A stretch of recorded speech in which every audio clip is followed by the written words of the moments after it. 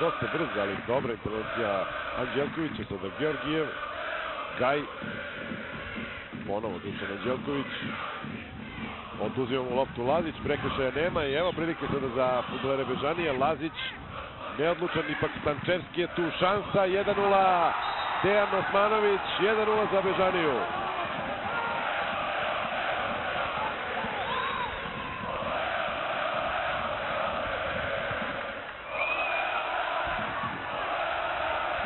Za fudbalere Bežanije, pogledajte kakva je to radost, kao i u prvom delu sezone, eto Bežanija je povela, a Dejan Osmanović, iskusni ligaški strelac, postiže svoj prvi gol u dresu novog kluba.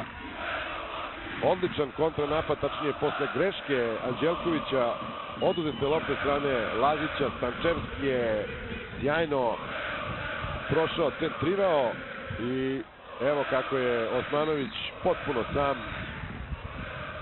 Njegov prvi gol u dresu Crvene zvezde i rezultat je izjednačen.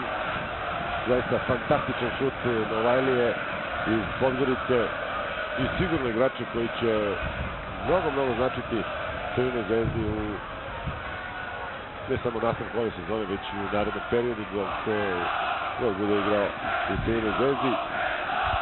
Već nekoliko godina bio je jedan od najboljih fudbalera Meridijana Super lige, dok su se i crnogorski klubovi takmičili u tom rangu ove sezone. U prvom delu zapravo šampionata Crne Gore takođe najbolji fudbaler